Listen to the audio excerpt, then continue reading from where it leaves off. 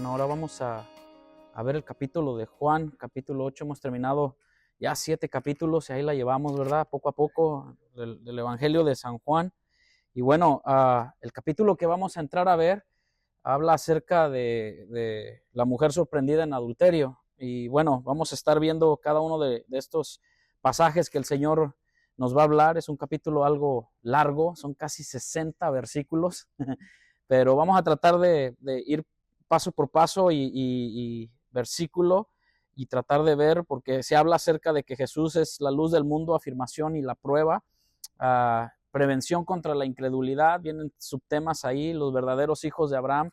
Entonces sabemos y todos hemos entendido que siempre Jesús en la tierra, bueno, primeramente se puso en lugar a Satanás desde el cielo, ¿va? Porque pues, donde estaba Dios, estaba Jesucristo y estaba el Espíritu Santo, ya había una morada para Satanás, pero aquí en la tierra como que quiso tratar de una de otra manera llegarle a Jesús, y siempre Jesús fue que lo contendió con la palabra, ¿verdad? Escrito está, escrito está, escrito está. Entonces Satanás no tuvo parte ni suerte con respecto a todo esto, aunque fue con él y lo fue a tentar y lo fue a seducir de una de otra manera, ¿verdad? Pero Cristo siempre como hijo de Dios y como cordero de Dios, pues siempre se mantuvo en esa parte, pero también tuvo algo aquí en la tierra con gente que eran los fariseos, los que decían entender la ley, los escribas, los saduceos, todo este tipo de gente que estaba dentro del pueblo judío, que fue donde Jesús vino a ser la luz también para ellos, y ellos lo desecharon, ¿verdad? O sea, al mismo pueblo que se le fue otorgada la palabra, el mismo pueblo lo desechó. Pero Jesús sigue siendo, fue y en nuestro tiempo sigue siendo la luz del mundo, ¿verdad? Y nosotros somos, Él es la luz que está en nosotros para nosotros poder resplandecer. No es que nosotros no tenemos luz propia. Yo una vez puse este tipo de metáfora o como lo puedo ver, que la luna no tiene luz propia. Si el sol no la refleja o a través de los rayos del sol, porque creo que Cristo es el sol de justicia. Nosotros la iglesia, en sí la iglesia, si no es por Cristo, no brillamos, y por eso Él nos manda a ser luz del mundo, y es por Él que en medio de las tinieblas, la luna cuando está grandotota, como una pelotota, dice la canción, ¿verdad? Resplandece en las tinieblas y es una luz brillante y alumbra en la oscuridad. Entonces, nosotros como iglesia, por Cristo, somos luz del mundo, y también puso sal de la tierra, ¿verdad? Y vemos que esa luz, que es Jesús, vino a su tiempo y empieza este pasaje. Quiero denotar algo con este pasaje. No sé si ustedes han estado estudiando en el transcurso de este tiempo, y pude ver en varios personajes o varias personas muy profundas en cuanto a la palabra, hablan y dicen que estos manuscritos no están en el original, que este pasaje, este evento que pasó de la mujer que le trajeron a Jesús y que Jesús escribió en la tierra, no sé si ese es el pasaje que vamos a ver, todo este tipo de enseñanza que que fue sorprendida en adulterio. Dicen que no están en los originales, pero qué hermoso es de que unos dicen que sí está, otros dicen que no está, que fue algo que se apegó a la palabra, pero ahí está, y no agrede a la misericordia, al amor de Dios y al juicio de Jesucristo. No agrede, pero ahí está, y vamos a entender un poco con respecto a Juan capítulo 8. En las preguntas, si ustedes ven cómo termina Juan capítulo 7, el último día de la fiesta, vemos que el versículo 39, versículo 37, en el último día de la gran fiesta, Jesús se puso en pie y alzó la voz diciendo, si alguno tiene sed, venga y beba. Casi las palabras con la mujer samaritana, o sea, si bebieres de esta agua que yo te doy, no tendrás sed jamás. Entonces Jesús lo vuelve a decir aquí, dice, el que cree en mí, como dice la Escritura, de su interior correrán ríos de agua viva. Esto dijo del Espíritu que habían de recibir los que creyesen en él, pero aún no había venido el Espíritu Santo porque Jesús no había sido aún glorificado. Y termina diciendo, entonces algunos de la multitud, oyendo estas palabras, bueno, decían, verdaderamente este es el profeta. Y el versículo 50 aparece un hombre que llamado es Nicodemo. Dice, el que vino a él de noche, el cual era uno de ellos. ¿Juzga acaso nuestra ley a un hombre si primero no le oye y sabe lo que ha hecho. Entonces termina este pasaje diciendo, respondieron y le dijeron, ¿eres tú también Galileo?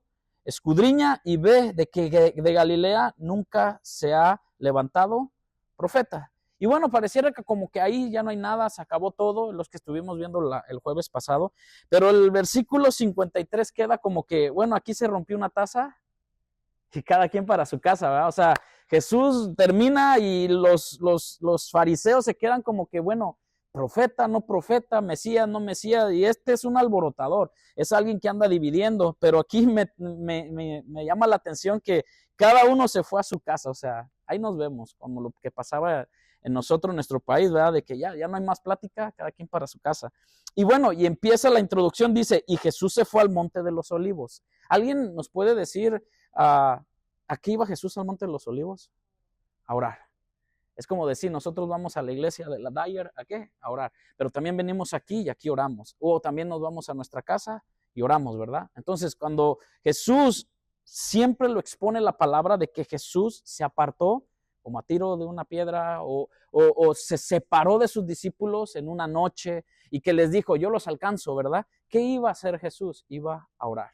Siempre yo he creído esto de que si mi Cristo necesitó orar, y no es que necesitaba orar a Dios, pero me demuestra la unidad magnífica entre el Hijo y el Padre, la necesidad de la comunión. Por eso es que a veces muchos no entienden de que nos dicen, ustedes dicen que no creen en dioses y ustedes son trinitarios y que creen en un Dios que es el Padre, en un Dios que es... No, o sea, a veces explicarlo la gente no lo va a entender porque sabemos que es un solo Dios, en su esencia magnífica y en nuestra mente pues que no es infinita, es finita, es a veces solamente, yo lo he entendido así, que es por medio del Espíritu Santo que nos revela eso.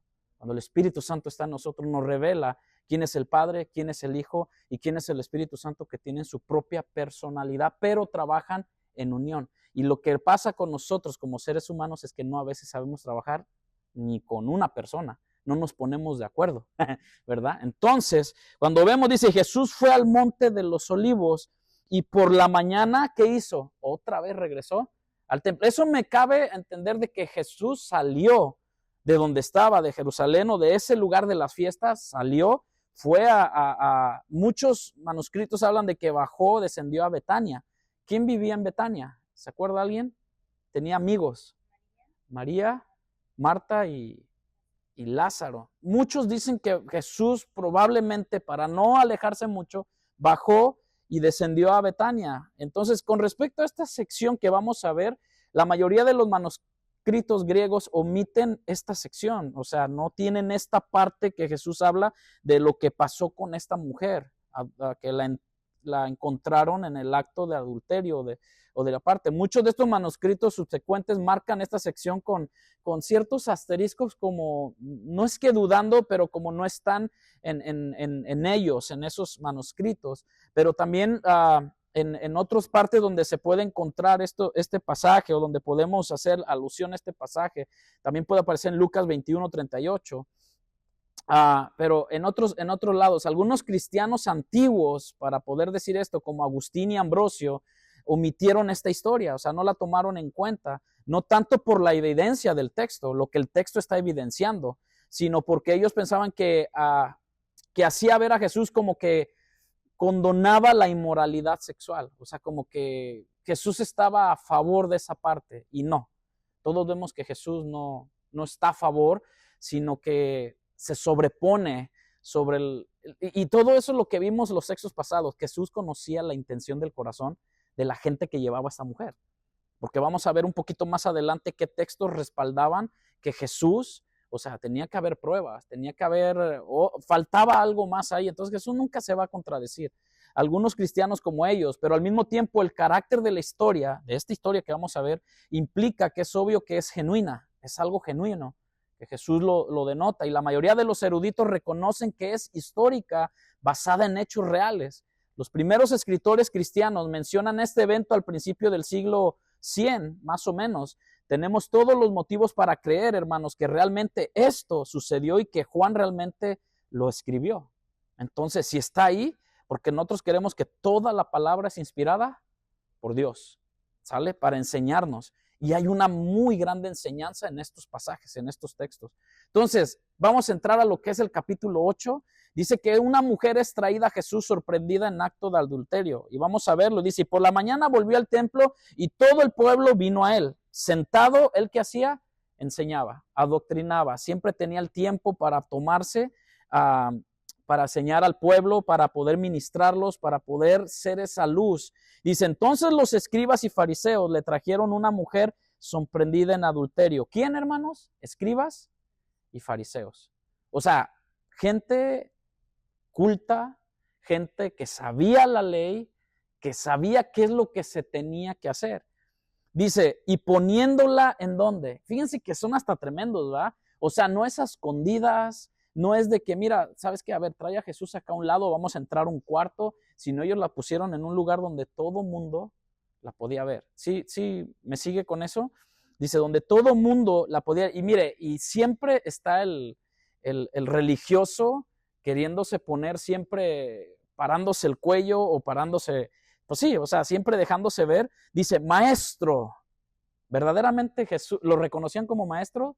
¿Qué piensan ustedes? No lo reconocían. Era ahora sí como quien dice pura hipocresía, puro acto de quedar bien con el maestro. Y a muchos hoy en día les encanta quedar bien con muchas personas, de que, pastor o líder o apóstol y todo, pero Jesús conocía las intenciones de estos hombres. Por eso es que esta historia es muy bonita, porque podemos ver cómo es la compasión del Señor, pero Él no podía. Él dijo, yo no vengo a abrogar la ley, vengo a cumplirla. Y aquí vemos que Jesús no cumplió la ley, pero había requisitos para que ellos pudieran pararse. Le trajeron una mujer sorprendida en adulterio. Le querían tender una trampa a Jesús. Fíjense esto, si Jesús decía, déjenla ir, ¿usted qué piensa? Si Jesús decía, déjenla ir, ¿qué piensa? ¿Qué usted en su forma de juzgar, digamos si nos pusiéramos en aquellos tiempos, qué hubiera hecho? ¿Qué hubiera pensado usted de Jesús? ¿Que estaba fallando la ley? ¿Que no estaba cumpliendo? Entonces no podría él proclamarse el Mesías, ¿verdad? O el Salvador, o el que ellos esperaban, que no estaba cumpliendo la ley. ¿Cuántos de nosotros a veces queremos ser más buenos que Jesús? O ser más juiciosos que Jesús o que Dios mismo, ¿sí o no? A veces se nos va. Pero si Jesús decía, déjenla ir, entonces hubiera parecido que quebrantaba la ley mosaica, ¿sale? Todos estamos de acuerdo con eso. Pero si decía esta otra parte, si Jesús decía, ejecútenla por el crimen de adulterio, ¿qué pensaría usted? ¿No?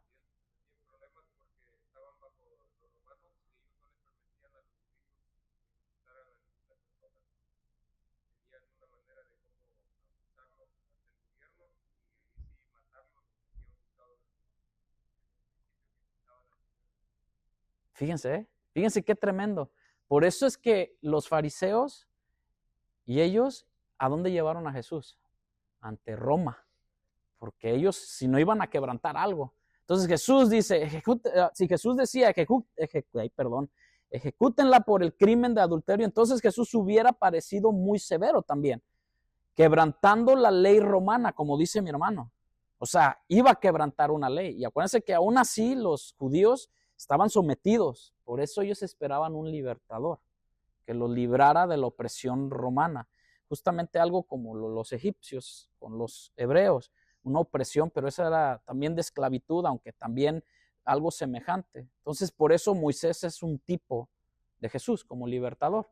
Y Egipto viene siendo, bueno, ya en sentido metafórico, Egipto viene siendo como el pecado, el mundo, todo eso, pero Jesús viene siendo nuestro libertador en lo que es lo espiritual. Moisés fue el libertador en un sentido de esclavitud, pero ya había una enseñanza en todo esto a futuro, el que iba a venir. Dice entonces que quebrantando así la ley romana, porque los romanos habían quitado a los judíos su derecho de oficialmente ejecutar gente por motivos religiosos. Eso lo habían, dice. En la ley nos mandó Moisés apedrear a tales mujeres, como dice el versículo más adelante. En la ley, versículo 5. Maestro, 4, dice, maestro, esta mujer ha sido sorprendida en el acto mismo de adulterio. Y quiero enfocarme ahí, que usted piense un poquito. O sea, vayamos un poquito más de que, oh, me chismearon. No. ¿Cómo entiende este texto usted? ¿O cómo leemos y lo entendemos? Dice que fue sorprendida en el acto. Bueno, aquí podemos ver que también la intención que traían los que la trajeron, Uh ¿no? -huh. Porque dice que y entra la pregunta, ¿y el hombre? Exacto. Porque si vemos, ellos estaban basando en la ley, en Deuteronomio 22:22, si se encuentra a un hombre acostado con una mujer casada, los dos morirán. El hombre que se acostó con la mujer, y así quitarás el mal de Israel.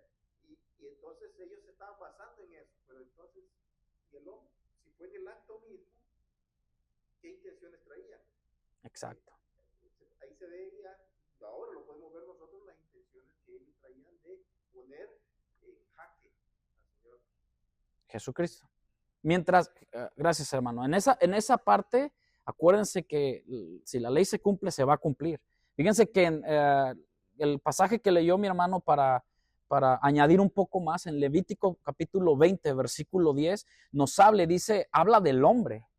Aquí ellos trajeron una mujer. Acuérdense que la mujer en los tiempos de Jesús estaba siendo muy oprimida, no estaba siendo tomada en cuenta, era algo tremendo. Pero Levítico 20 nos dice, si un hombre cometiera adulterio, un hombre con la mujer de su prójimo, fíjese lo que dice, el adúltero y la adúltera indefectiblemente serán muertos. O sea, en Deuteronomio, como hablaba mi hermano, también en 22:23 dice, si hubiera una muchacha virgen desposada con alguno y alguno la hallare en la ciudad y se acostare con ella, entonces los sacaréis a ambos a la puerta de la ciudad y los apedrearéis y morirán. O sea, Dios era tajante, ¿sí o no? Cosa que hoy en el 2021 o 2024, digamos que somos tolerantes con ciertas cosas. Ahora, también, como lo he dicho, bueno, a veces predicamos acá arriba y a veces decimos cosas y debemos de ser, dije, bueno, tráiganse su costal de piedras porque pues, el que esté libre de pecado, pues también nos tiran. Pues, nos vamos a apedrear todos, ¿verdad? Pero la palabra de Dios nos enseña, porque dice, la joven primeramente porque no dio voces en la ciudad y el hombre porque humilló a la mujer de su prójimo. Así quitarás el mal de en medio de ti. Ese fue el pasaje que leyó, hermano Julio. Sí, 22, 23 y 20. Ajá. Entonces, fíjense que hay una parte que el Mishnah dice, se establecía que el adúltero debía morir ahorcado, mientras que la mujer tenía que ser apedreada. Pero dice, algo bien tremendo, el hermano dice, ¿y el varón? El hombre no está. Pero, vuelva conmigo al texto principal que leímos, el 4. Le dicen, Rabí, maestro, esta mujer ha sido sorprendida. Ese ha sido sorprendida es que estos tremendos le dieron una trampa a ella. Bueno, uno nunca se sabe, ¿verdad? Uno nunca se sabe de que pudo haber sido a lo mejor uno de que la hayan pasado ahí, mira, vamos a tenderle una trampa a esta muchacha y tú ahí vas y todo. Es que si piensa uno que ahora vivimos en los tiempos, no, aquellos también se la rifaban, ¿verdad? O sea, también tenían su maldad. ¿Iba a decir algo, hermano?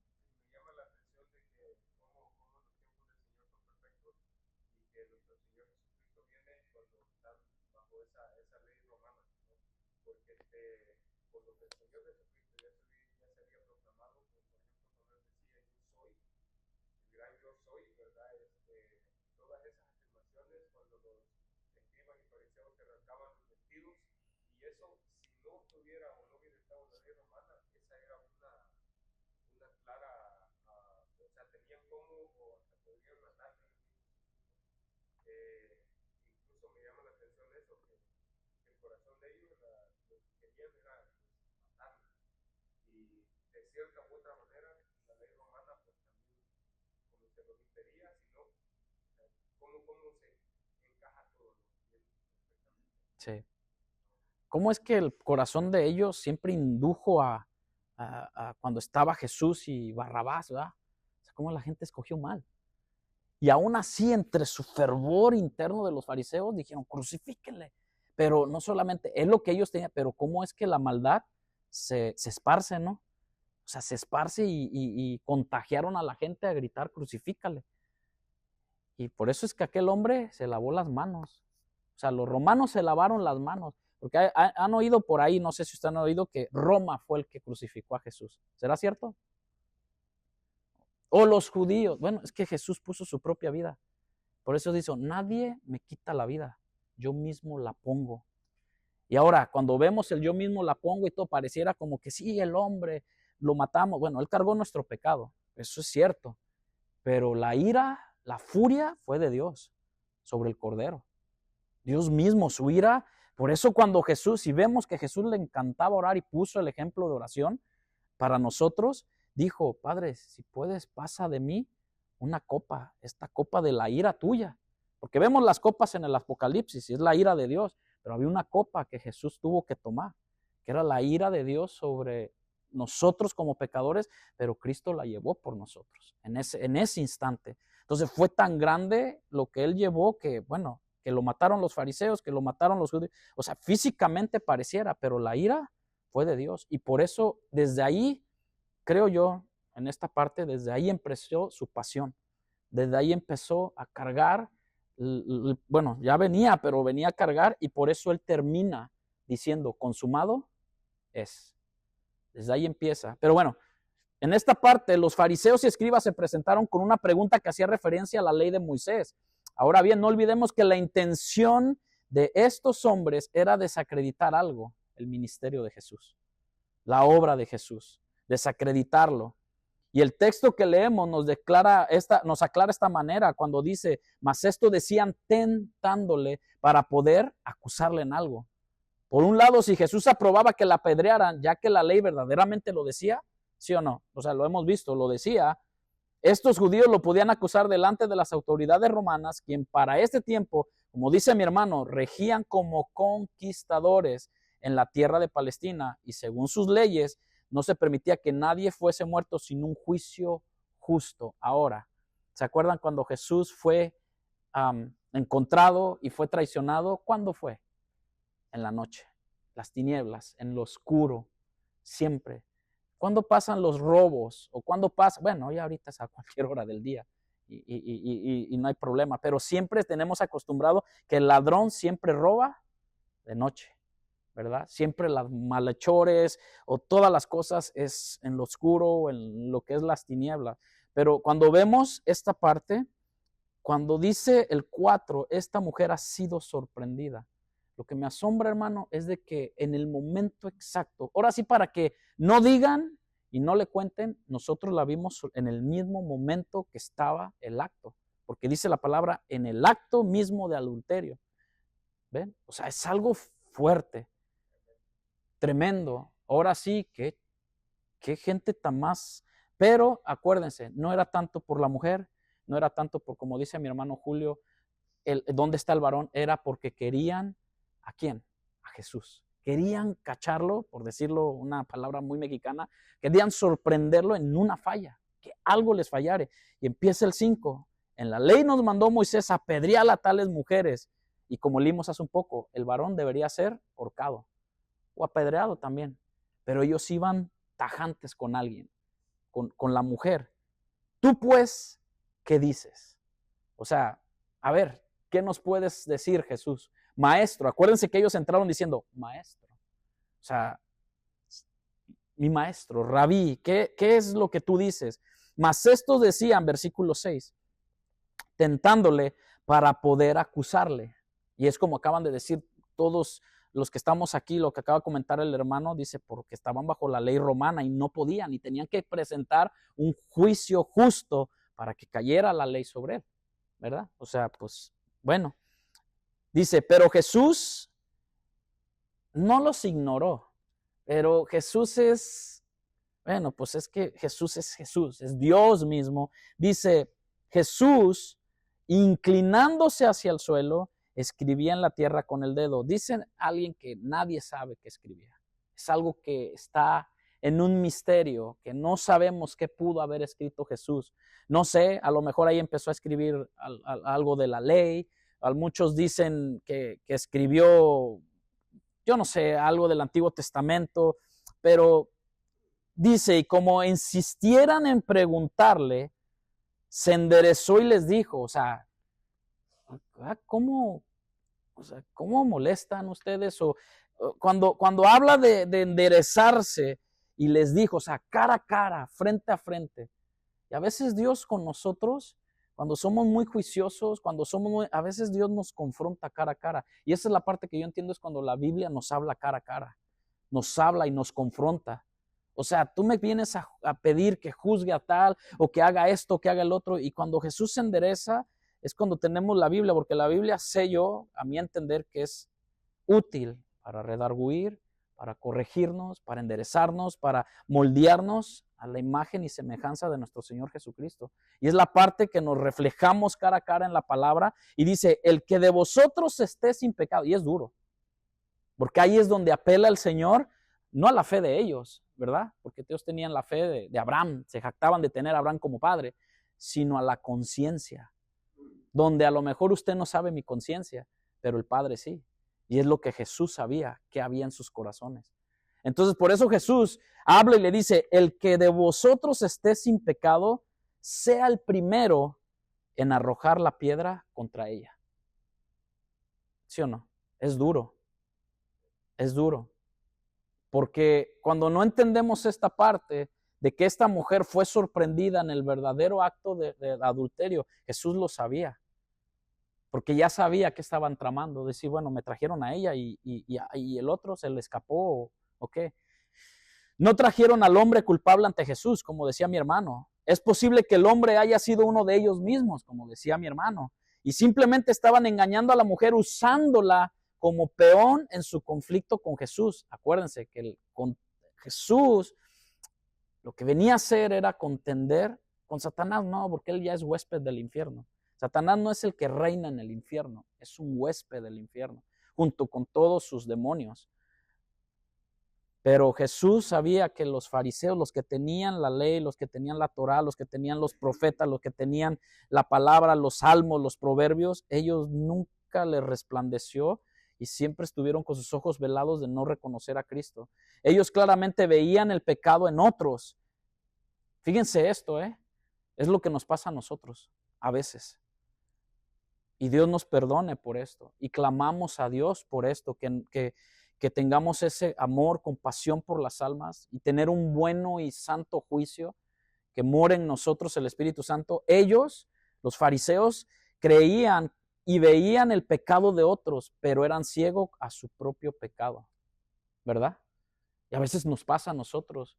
Por eso es que a veces, entre más nosotros nos humillemos y digamos, mengo yo para que tú crezcas, me apego más a tu palabra para que tú nos puedas dar un buen juicio de poder juzgar sanamente, pero con ese amor y ese juicio amoroso de parte de Dios, aunque nunca vamos a ser más amorosos que el Padre, ¿verdad? Estamos en ese crecimiento, pero nunca vamos a ser más amorosos con Él, y Él nos enseña esta parte. ¿Alguien tiene algún comentario? ¿Algo, hermana, por favor? Me llama la atención aquí sobre la postura de los fariseos. Uh-huh. Que ellos eran muy conocedores de la ley de Moisés y sabían perfectamente, ¿verdad?, todos los estatutos. Me llama la atención que ellos cumplían lo que les convenía hacer. Porque al escudriñar lo que es el Levítico, vemos, por ejemplo, en el capítulo 19, sobre el estatuto que manda Dios, ¿verdad? Santos, sobre ser santos. Santos seréis porque santo soy yo, Jehová vuestro Dios. Una ordenanza que Dios da, que está dentro de la ley, ¿no? Uh-huh. Y luego sobre el amor al prójimo, cosa que los fariseos no cumplían. Los fariseos eran unas personas tan discriminativas, discriminativas, ¿no? Uh-huh. Que ellos nada más aceptaban a los que ellos consideraban que eran perfectos, que estaban dentro de sus propios intereses. O sea, nada ha cambiado en la actualidad. Uh-huh. Sigue siendo lo mismo, ¿no? Y me llama la atención donde dice, tú pues, ¿qué dices? Pues esa pregunta, ¿no? Esa uh-huh. pregunta, tú pues, ¿qué dices? Cuando ellos sabían perfectamente quién era Cristo. O sea, un judío igual que ellos, un conocedor de la ley igual que ellos. O sea, llegar con esa pregunta. Y bueno, como dice la palabra de Dios, era para tentarle. Y no era la primera vez que ellos se acercaban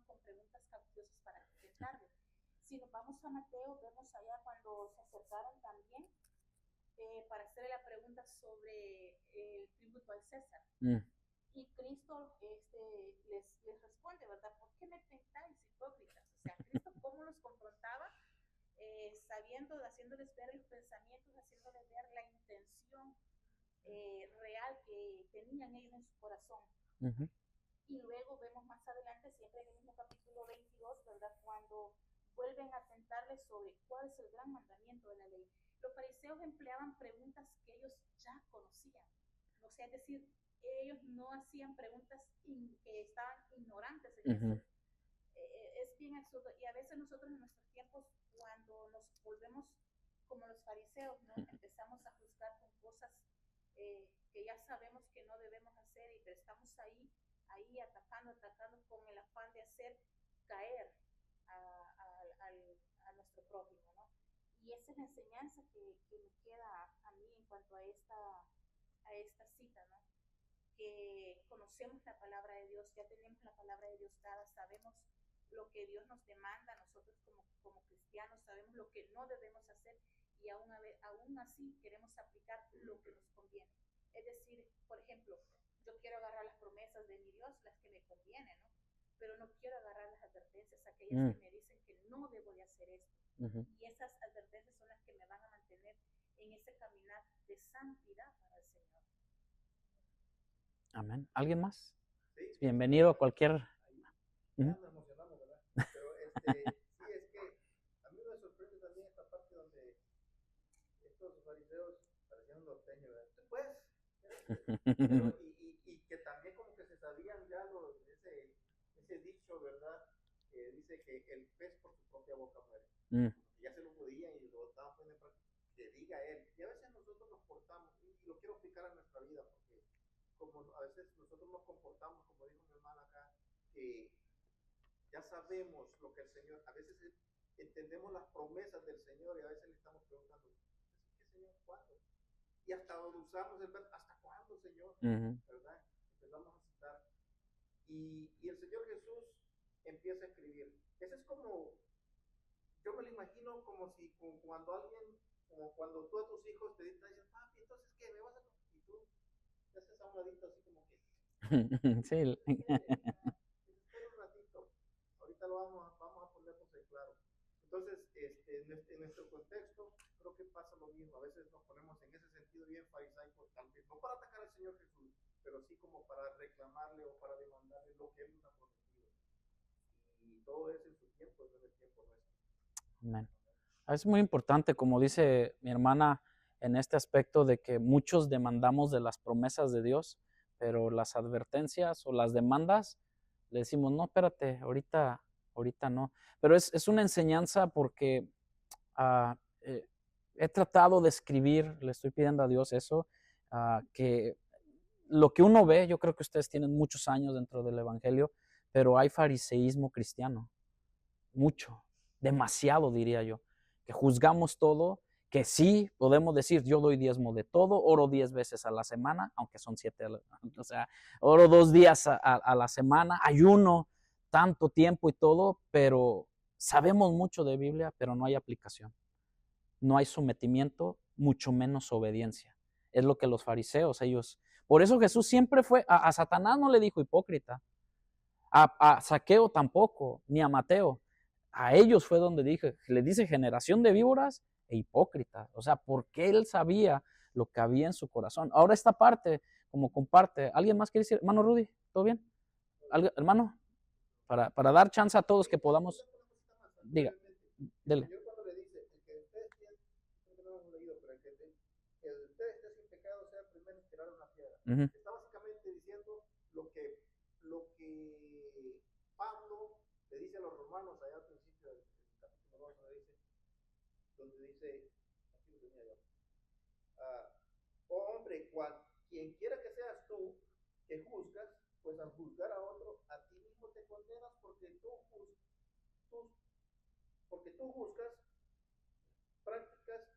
practicas en las mismas cosas. Es decir, el Señor Jesús está diciendo eso, Pablo lo rectifica, o sea, lo vuelve a decir, entendiendo lo que el Señor Jesús había dicho, ustedes, el que está libre de pecado, lance la primera piedra. Ustedes están en pecado, ustedes están fallando, pues entonces, ¿cómo es que se quieren dignar a culpar a los demás? Amén. Cuando Jesús, gracias hermano, cuando Jesús, como dice mi hermano, dice, los ignora como si no les hubiese escuchado. Fíjese que aquí en el estudio dice, ¿por qué Jesús los ignoró? O ¿por qué pareciera como Jesús los ignora? Es como decía, cuando tu hijo te pide algo que es caro, ¿tú qué haces? No, pues mira foco. O sea, como que mira, mijo, el papalote, mira el avión. No, Jesús, algunos piensan que fue porque los aborrecía. Varios escritos. Otros piensan o dicen que se sentía apenado por la mujer, que tenía compasión por ella. Otros dicen que estaba horrorizado por lo que estos hombres le habían hecho a ella. O sea, estos fueron tan capaces por agarrarme a mí en chueco, querían agarrar a Jesús.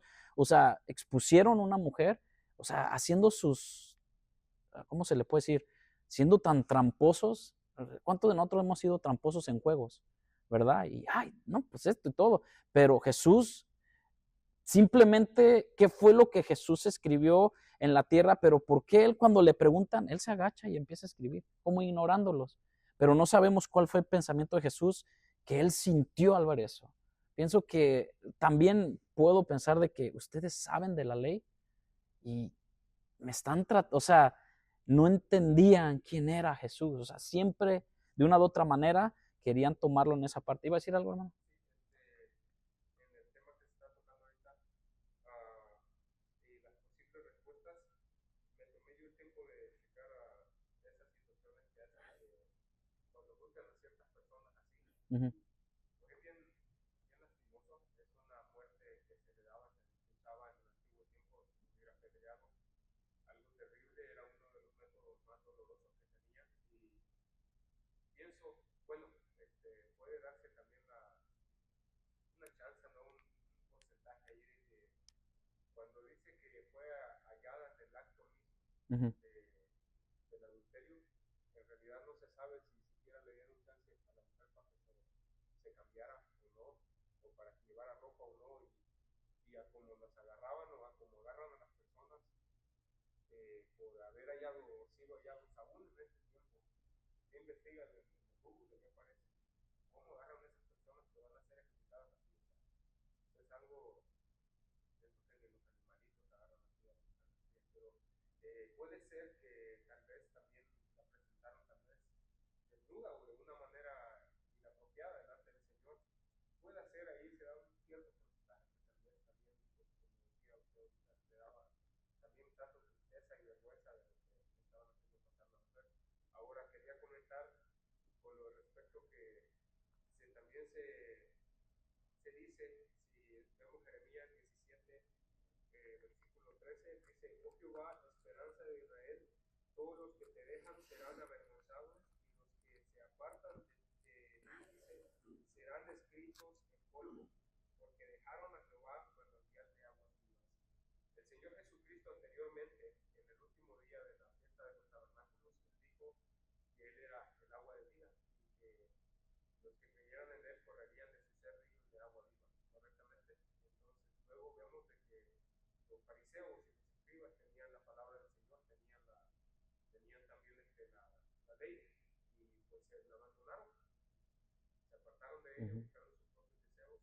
Pero también puede ser también una posible respuesta, tal vez, por eso también el Señor, no se sabe si esa es tan específica que es lo que escribía en el piso, pero bueno, se hace una pequeña relación o similitud a esos versículos. Otros también dicen, o hay una fuente bastante extensa que dice que también fue escrito con el dedo, porque las tablas, cuando el Señor se las dio en el monte Sinaí a Moisés, antes de que hicieran el becerro, fueron escritas por el mismo dedo del Señor. Vemos que cuando él las rompe, Moisés, y luego vuelve a subir para renovar el pacto con el Señor, ya es él, Moisés, que talla el nuevo pacto, las nuevas tablas, las talla con tierra, no las talla él, pero las primeras fueron escritas por el dedo. Amén.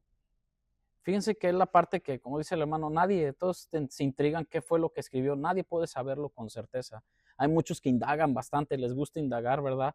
Puede que haya hecho una lista de los pecados de estos hombres, no sabemos. Puede ser que haya seguido la práctica judicial romana, pero pudo haber unos entre tantos. Me gustó esta parte, no es que sea así, pero me gustó que a lo mejor pudo haber escribido Éxodo 23:1. ¿Lo han leído? Éxodo 23:1 lo habla y lo dice, no admitirás falso rumor. Ahora, ¿era falso? No, la encontraron en el acto, pero la intención era algo falso. Dice, no admitirás falso rumor, ni te concertarás con el impío para ser testigo falso. Bueno, no sé, no sabemos. Pero al momento de Jesús después confrontarlos con que el que esté libre de pecado, que tire la primera piedra, todos ahí metieron el break.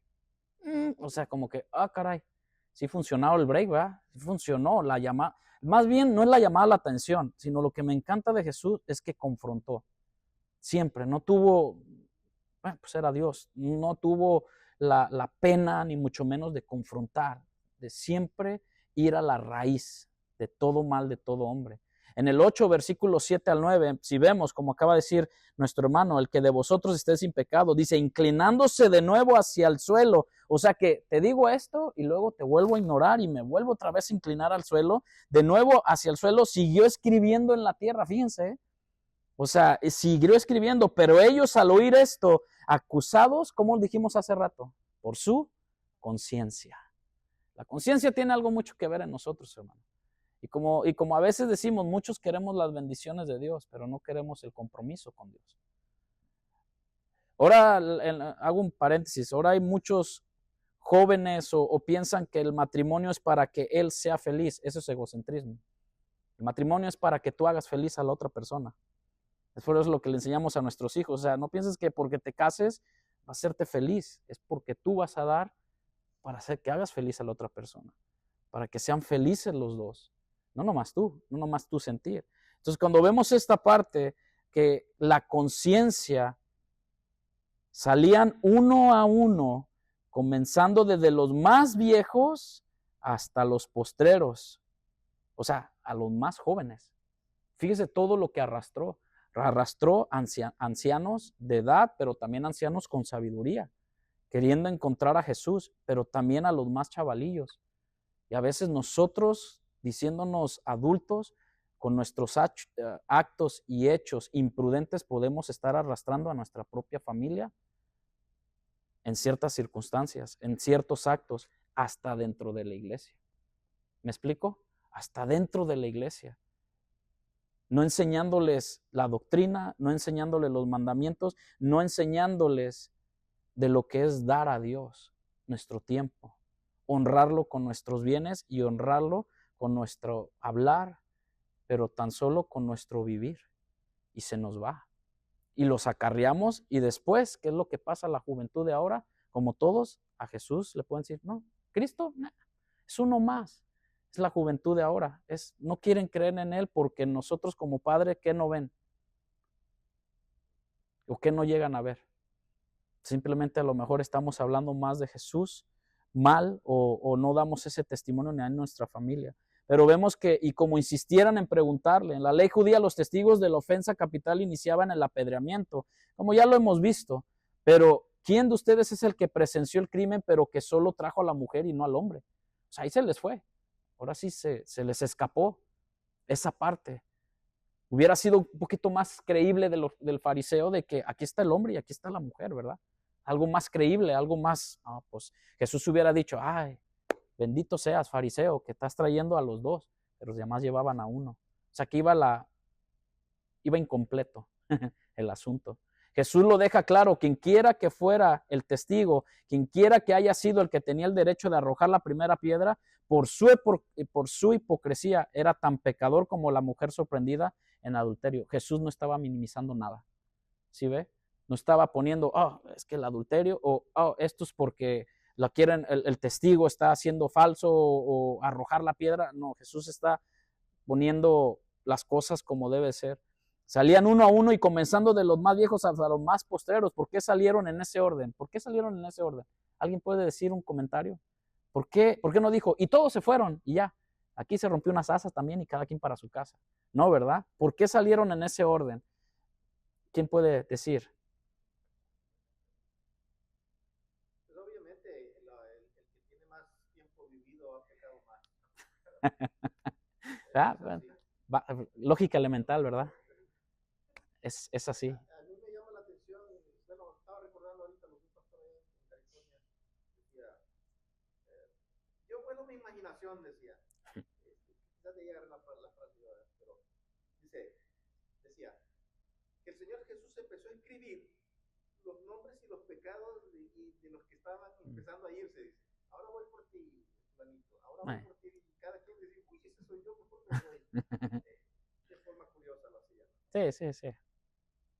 Es increíble, o sea, tal vez el más viejo salió primero porque entendió que con mayor facilidad, porque entre más años vive uno, creo que tiene un poquito más de sentido común de las cosas, ¿no? Cuando ya te confrontan, tú dices, no, pues decimos nosotros, calladito te ves más bonito, ¿verdad? O sea, mejor agarro mis cosas, me doy la vuelta y con mayor facilidad que Jesús se refería a ellos. O sea, entonces entonces el joven fue viendo de que, ya se fue Panchito. No, pues sí, pues maltrata a su esposa, le pega. No, pues ahí voy atrás de él. Pues yo le hablo mal a mi mamá. Y ahí empezaron. O sea, me estoy poniendo estos ejemplos a lo mejor muy leves, ¿verdad? Pero acusados por su propia conciencia. La vergüenza no era más de Jesús, sino de ellos. Jesús no fue avergonzado, ¿verdad? No lo vemos ahí. En ningún momento. ¿Saben qué? A veces nosotros pensamos o a veces nosotros queremos avergonzar a Jesús, a lo mejor de una u otra manera por nuestras propias caprichos o cosas pero Jesús nunca va a ser avergonzado. Dios nunca será avergonzado de ninguna manera, aunque nosotros a veces lamentablemente lo expongamos allá afuera, que me digo ser cristiano y actúo de otra forma. Él nunca va a ser. Es de una de otra forma vituperado el evangelio o de una forma, pero Dios es veraz. Dios es Dios y Él no permitirá eso. De los de afuera. Pero si tú eres hijo, dice, al que ama, nos va a disciplinar y nos va a traer con lazos de amor.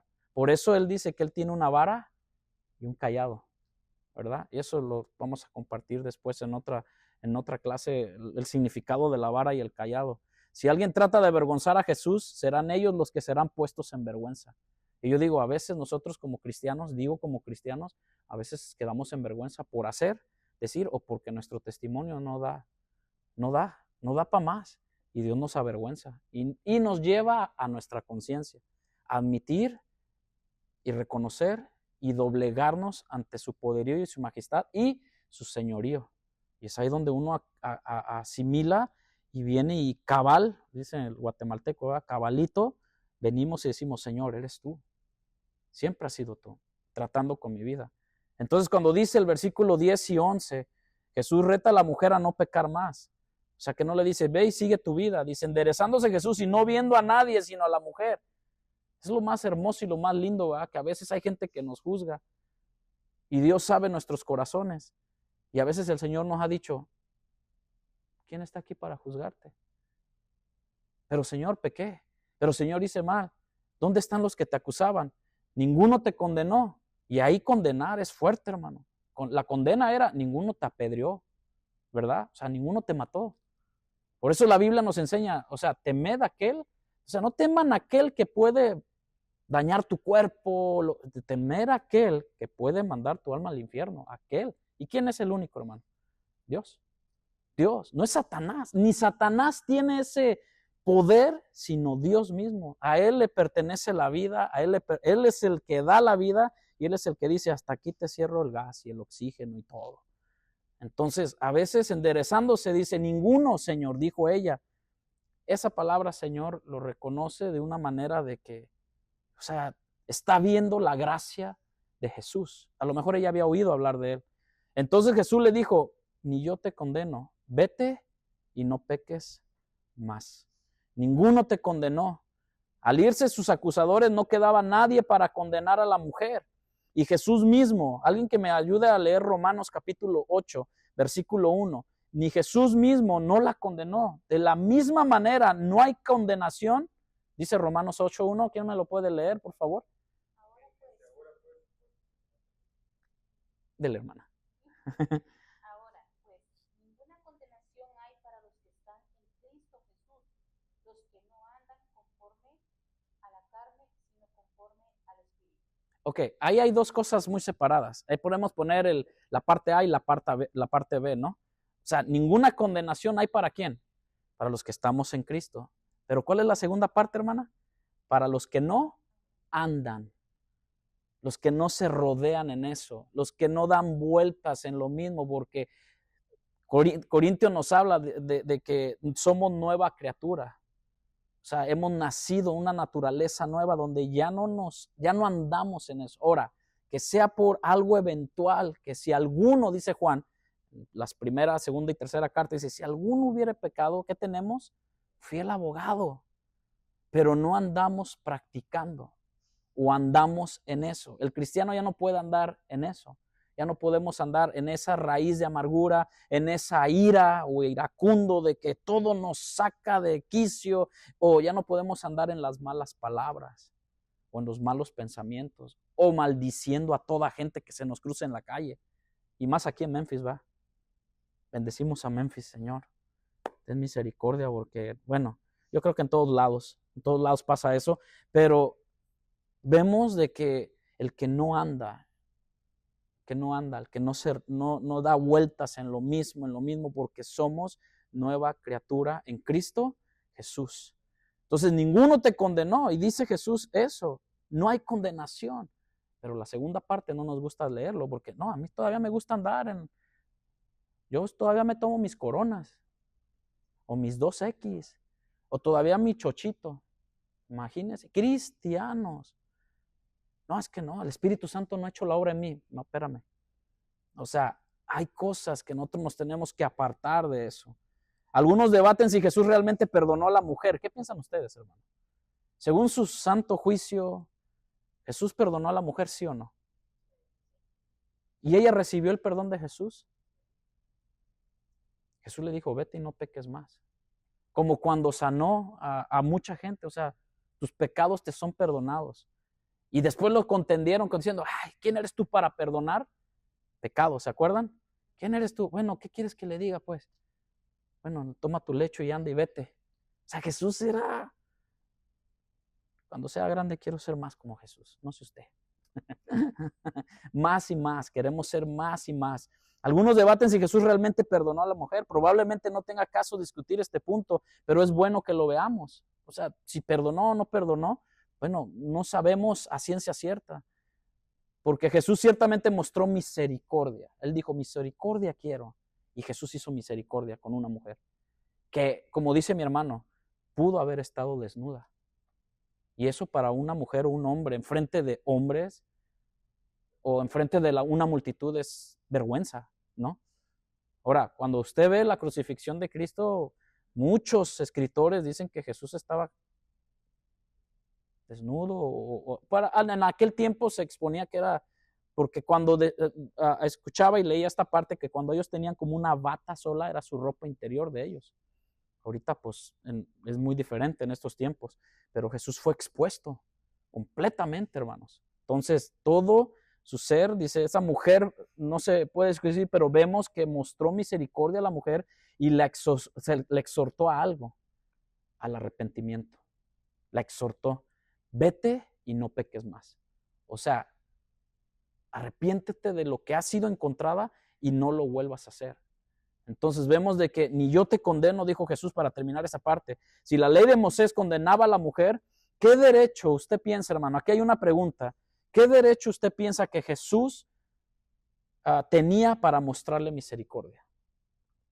Si la ley de Moisés condenaba a la mujer, ciertamente, ¿verdad? O sea, condenaba a la mujer y al hombre.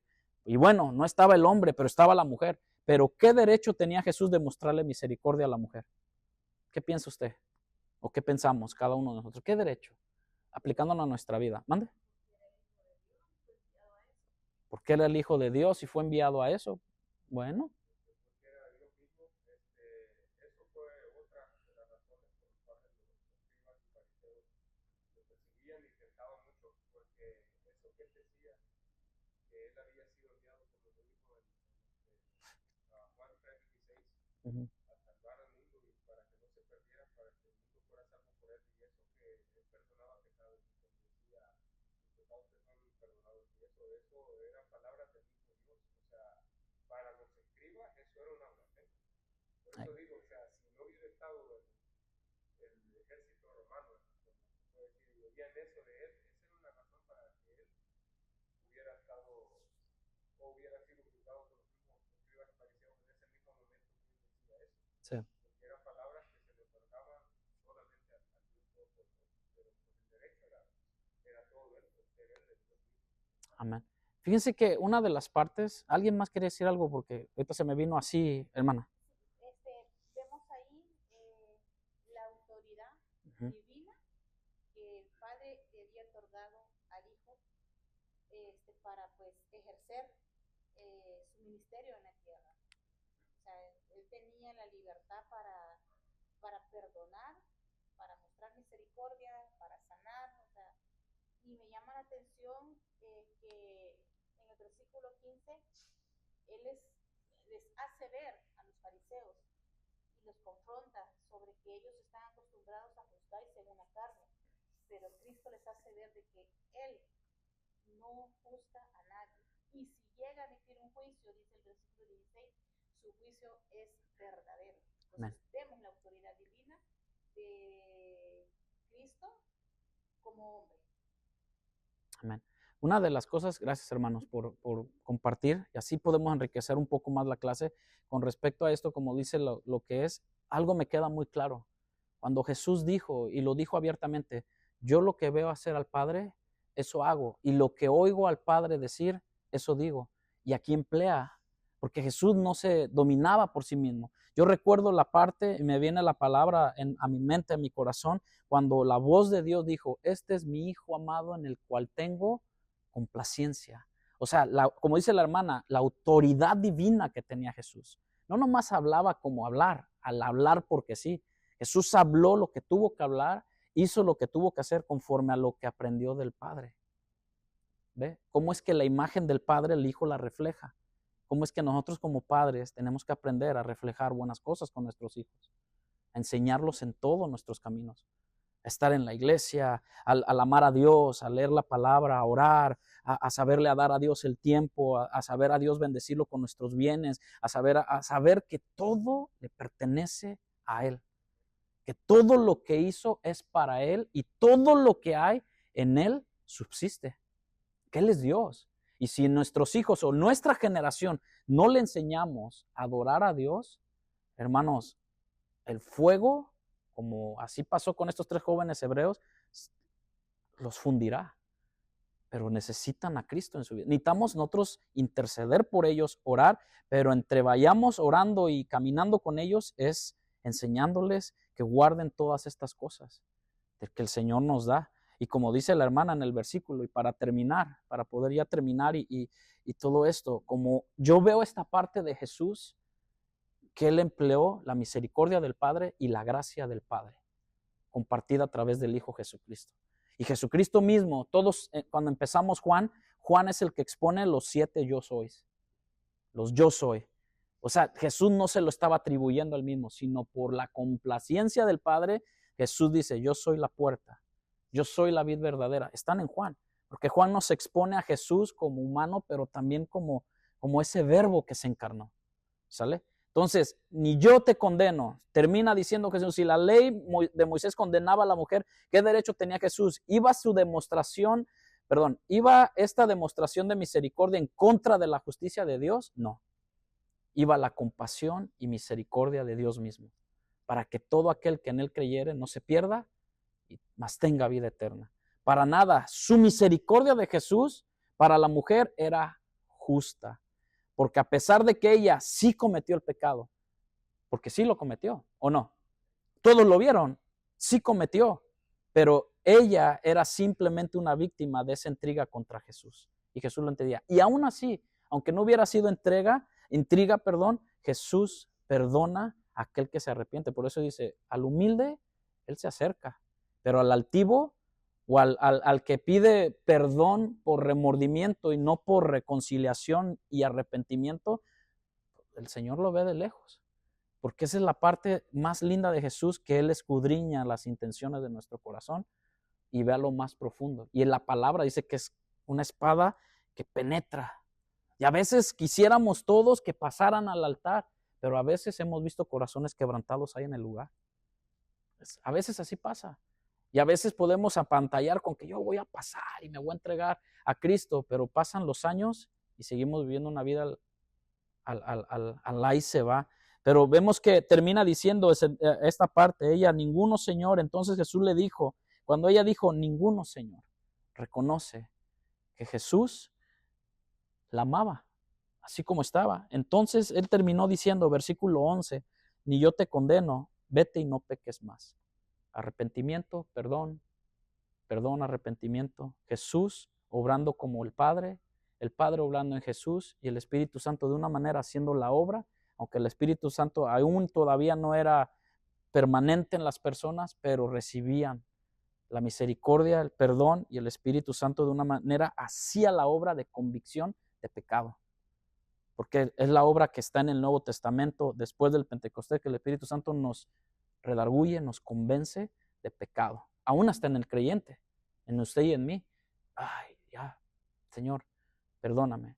Del 8 al 12 vamos a ver que dice, otra vez Jesús les habló diciendo, yo soy la luz del mundo, el que me sigue no andará en tinieblas, sino que tendrá la luz de la vida. Y déjeme decirle, para el próximo jueves, que a veces como cristianos podemos tener 10, 15 años y la luz todavía ni nos alumbra, hermano. Todavía ni nos alumbra. Seguimos pensando en nuestras propias, bajo nuestra propia prudencia. No, es que esto me conviene. Y como decía hace ratito atrás la hermana con respecto a esto, sí, Señor, bendíceme y todo, pero cuando Dios nos pide o cuando Dios nos confronta, no, eso no me lo toques. No, esto no me pidas tiempo porque no tengo. Y a veces anteponemos la familia, aunque el Señor tiene un orden. Dios, la familia o la esposa, que es tu prójimo, tus hijos, y luego tu familia general, y luego pues tu trabajo y todo, porque Dios es el que provee primero. Entonces, y muchas otras cosas más. Pero vamos a parar ahí.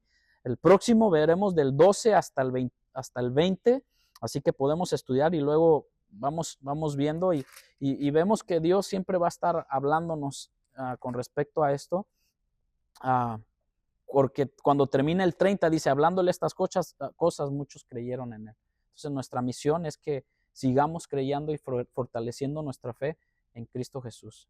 Vamos a hacer una pequeña oración, hermanos, para que Dios siga obrando en nuestra vida y que lo que hablemos o lo que hayamos hablado ahora de que Jesús, a pesar del pecado o a pesar de la intriga o a pesar del chisme o a pesar de quererlo agarrar en una mala jugada, Jesús conoce todas las intenciones de nuestro corazón. Amén.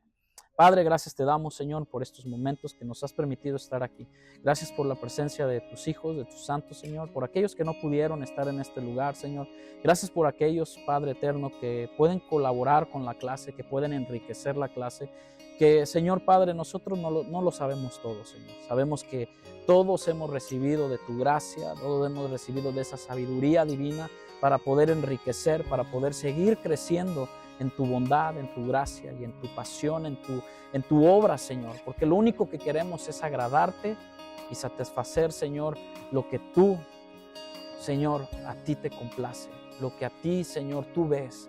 Enséñanos ver más, Señor, espiritualmente en la necesidad espiritual de las personas. Y también, Señor, sus necesidades materiales, sus necesidades, Señor, que pueden estar pasando en esta tierra, Señor. Pero sobre todo, Señor, lo que tú quieres es nuestro corazón. Lo que pides de nosotros es nuestro corazón. Si tú tienes nuestro corazón, es todo lo de nosotros. Es todo, Señor. Tienes todo de nosotros, Padre. Y es lo que tú quieres de nosotros. Gracias te damos, Señor. Llévanos con bien a nuestros hogares. Bendice, Señor, a cada uno de mis hermanos. Gracias por la ofrenda. Gracias por mis hermanos, su tiempo, su esfuerzo. Los jóvenes que están aquí, los niños, mis hermanas, las maestras. Todo, Señor, sea para la honra y gloria y expansión de tu reino aquí en la tierra hasta que tú vengas. En tu nombre, Jesús. Amén. Dios les bendiga, hermanos. Pasen muy buenas noches. Muchas gracias. Estamos aquí el domingo, primeramente Dios. Bendiciones.